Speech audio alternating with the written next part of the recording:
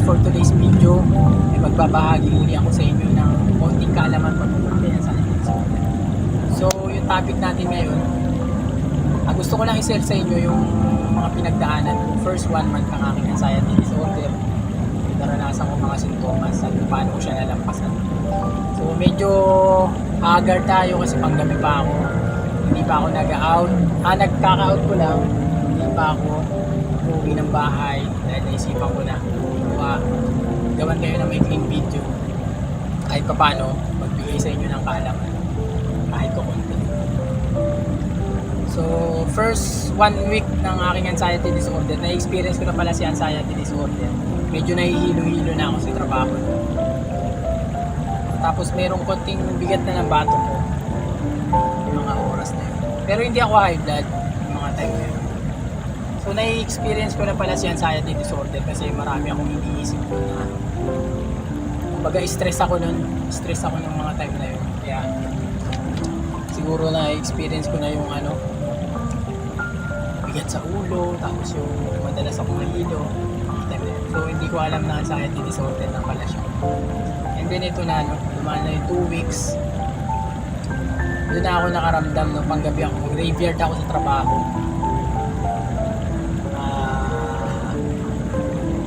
Basta ang bigat ng ko nun, ang bigat ng mga iniisip ko nun.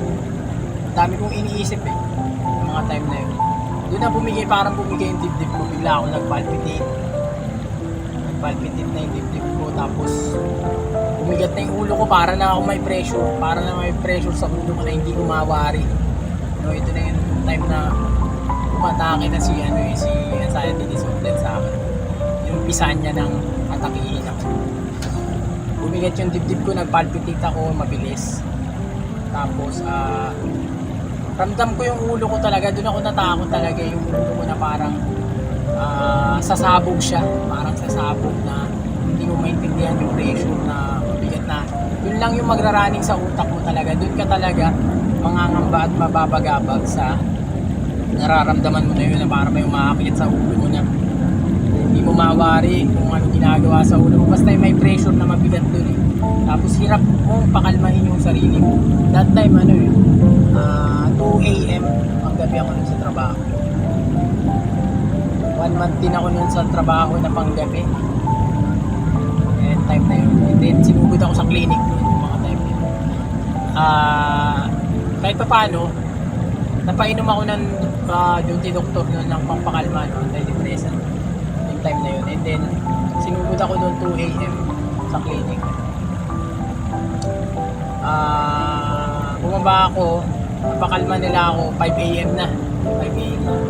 So pinipilit nila akong patulugin nun. Hindi ako makatulog, talaga nagraraning sa isip ko. Pero medyo kumalma na ako, kumalma na yung kinabukasan nun. Doon ko na naramdaman yung mga sintomas no. Tulad nung parang yung ulo ko parang stress siya na stress na parang yung mga ugat stress siya na dahil dun sa pressure na naranasan ko.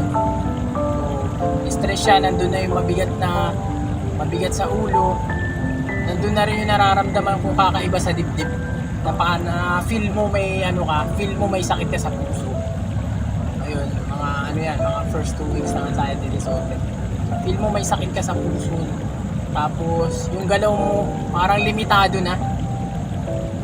Although hindi pa lumalawak yung takot mo. Kumbaga nandun na yung takot ko na na hindi pa siya grabe. Pero nandun na yung takot ko na takot ako mag-CR na siguro mga first 2 weeks ng anxiety disorder. Takot na ako mag-CR mag-isa. Tapos takot na ako sa sarili ko. Hindi ko pa alam na anxiety disorder kasi nung sinugod ako sa clinic, hindi naman nila dineclare na anxiety disorder yun. Kumbaga sabi nila nervous lang daw ako. Sabi na yun. Yun na, dumaan na yung mga weeks na siguro mga 3 weeks, doon na ako nag-panic attack. Panic attack, alam nyo naman tawag ito, alam nyo naman yung pakiramdam ng panic attack, di ba? Grabe, nanigas yung buong katawan ko, guys. Mga classmate, nanigas yung buong katawan ko. bumaba ako ng motor nun kasi nagpa-check up kami sa hospital. Hindi, yung mga findings naman is normal. Bumaba ako sa motor, nakaramdam ako ng hilo. Wala, para akong magkukulaps na gano'n. Medyo andun pa yung ano eh, takot na takot ka kasi first time mo naranasan yung kakaibang hilo na yun. So, nagparamdam siya, nahilo ka. Natakot ako noon, natakot ako. Yun na pala, umpisa na ng panic attack yun, mga biglaan. Patong-patong na, una, bigla ako nahilo, ninenervyos ako. Nagpalpitate na yung ano ko nang hindi ko na kayang pigilan. Hanggat sa, nahihirapan na ako huminga. Sabi ko, ano ba to? Stroke na ba to? Sabi ko ganyan, stroke na ba to? Sabi ko ganyan. And then, unti-unti na naninigas yung mga katawan ko, yung mga muscle ko. Ito, unti-unti na naninigas yan. Nakaganon na parang hindi ko na siya malabanan. Na tumitigas na siya na gano'n. Hindi ko na siya malabanan. Pinipilit ko, ako man, pinipilit ko na labanan siya. Nang gumalaw ka, ginaganon ko siya. Sa isip ko, gumalaw ka. Unti-unti na rin naninigas yung dito ko. Unti-unti na naninigas. So, hindi ko na kaya tumayo. Pinaupo na ako ng mga concerned citizen. That time kasama ko yung yung brother ko. Siya man taranta kasi sabi ng mga concerned citizen, stroke yan sabi. Andun yung pinakain ako ng luya, pinainom ako ng tubig. Tapos ako man napaniwala ko yung sarili ko, wala, aga-aga na yun. Ang bata-bata ko na stroke ako, sabi ko ganyan sa isip. As in, namulikat po lahat. Ultimo dito, namulikat to, ang sakit. Yan yun, muscle ko dito, namulikat yan. Muscle ko dito. Kadalasan kasi nagka-cramps lang sa atin dito eh. Sa may binti na to. Sa akin po, naranasan ko 4 yung time na first panic attack. Dito, sabi ko. Lord, ang sakit po talagang iniyak ko sa kanya. Ang gumagana na lang sa akin noon, mata tsaka utak. Lord, sabi, ikaw na bahala, sabi. Ang aga-aga mamamatay ako. Hindi man lang ako nakapagsisi sa'yo, hindi man lang kita nasuklian, lahat ng kabaitan mo sa akin, Lord. Hindi ko man lang nasuklian. Ang aga mo naman ako pupubin, sabi ko ganyan. So, ako mismo takot na takot. Yun na lang talaga nagraraning sa isipan ko, nakatapusan ko na. Ako mismo ramdam ko na yung paghinga ko na wala na eh. Yung feeling ko, yung heartbeat ko gano'n na lang. Ayun, naranasan ko po yan, yung panic attack na yan. And then, kumalma naman ako, no? Kumalma naman. Pero 33 minutes akong inaatake. Sa loob ng ambulansya, sinugod ako sa ospital. Naka-ambulansya ako. First time ko, sabi ko sa isip ko, mararanasan ko pala to. Masusugod ako sa ospital. Nalulan ng ambulansya.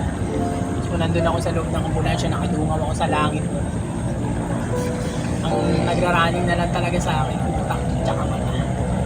Kumbaga, sabi ko, mawawa yung mga anak ko, mawawa yung mga mahal ko sa buhay na may iwan ko sa akin. Aga-aga pa. Mas makamatay na pala ako, sabi ko, ganyan. Sa isip-isip. Then, malapit na sa ospital, umalma na. Yung kwento ko na to, na-share ko na dun sa sa may anxiety story.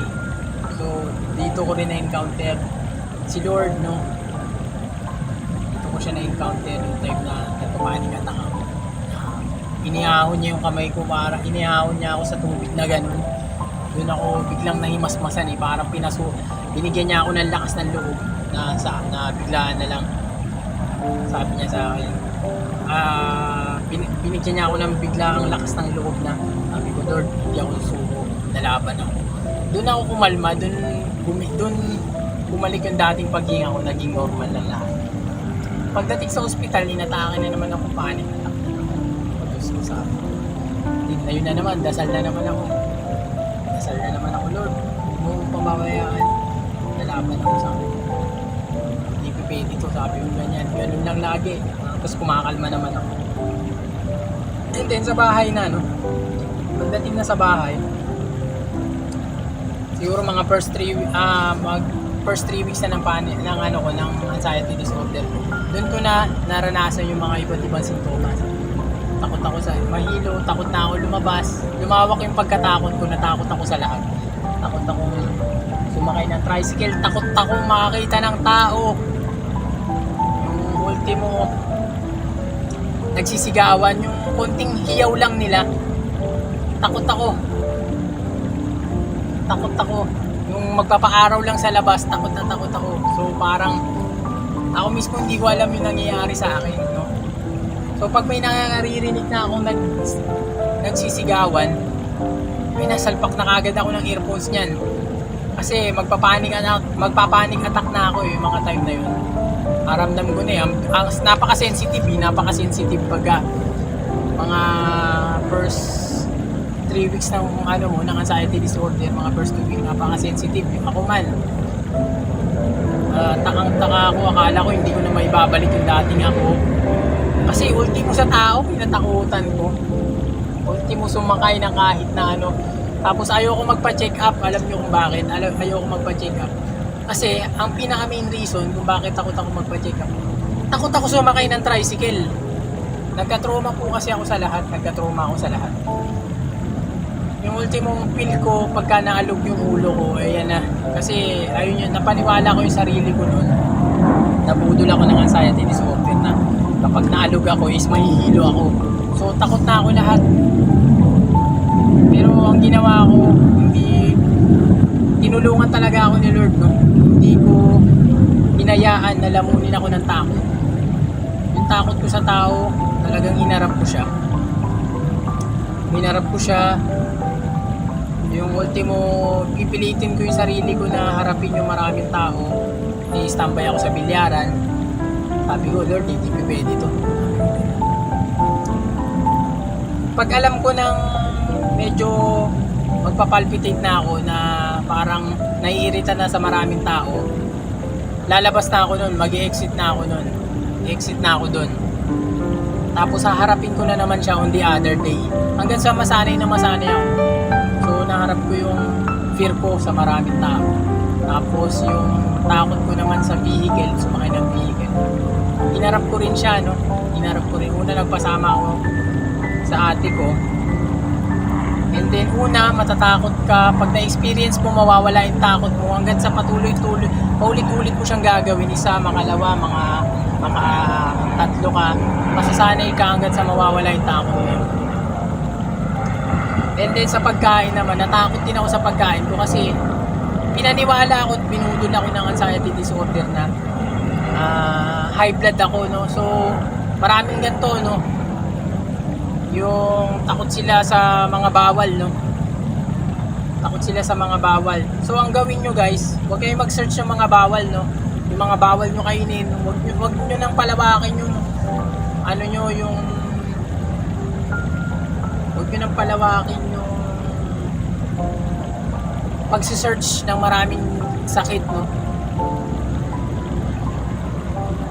Kasi pagka iniisip nyo lalo yan, lalo magti-trigger yung anxiety disorder nyo, eh. So natakot ako sa maraming pagkain, no? Nag-search kasi ako ng mga bawal kainin. So pag nakain ko tuloy, matatakot na ako. Bawal ako doon, nakain ko yun. So pinaka-advice ko lang, wag kayo matatakot. Huwag kayo matatakot. Lahat kasi ng yan is scam lang. Lahat ng yan is pandaraya ng anxiety disorder. Panluloko niya, yung mga sintomas, panluloko niya lahat yan. Na paniniwalain ka niya na ganun yung nararamdaman mo hanggang sa may experience mo na siya. Pero kapag napaniwala mo yung sarili mo na malakas ka, kahit anong pananakot niya, kahit anong paninilang niya sa'yo, wala siyang magagawa sa'yo. Katulad ko ngayon, hindi niya na ako mapapaniwala na maraming bawal. Wala na, lahat ng panlilin lang niya wala na, naubaran ko na siya ng maskara, no? So daraan yung time, daraan yung mga buwan, unti-unti kayong tatapang yan, magle-level up yung tapang nyo. Basta inaharap nyo lang yung takot nyo, tapos huwag kayong papalin lang. Maging matalino kayo na lahat ng paramdam niya ay scam, lahat ng yan is panluloko lang. Maging matalino kayo. Kasi matalino siya sa ano yung mga panunukso niya sa atin. Mga panunukso ng anxiety disorder na hindi mo naman totally, kumbaga artificial feeling lang yan. Ngayon pinaniwala mo yung sarili mo na ganyan yung nararamdaman mo, yun na talaga yung may experience mo. Katulad ng panic attack, di ba? Napaniwala niya tayo, natakot niya tayo ng gusto, kaya tayo nagpanic attack. Lang naman yan.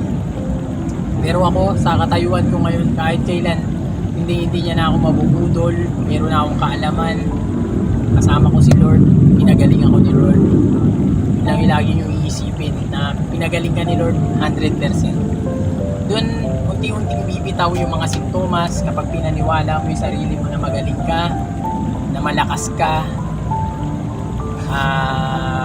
na hindi ka nagpapadaig, hindi ka nagpapaloko, nagpapalinlang sa anxiety disorder na yan. Ganun lang talaga yung ano niyan. Dadaan yung time talaga. Wala kasing instant na gumagaling dyan.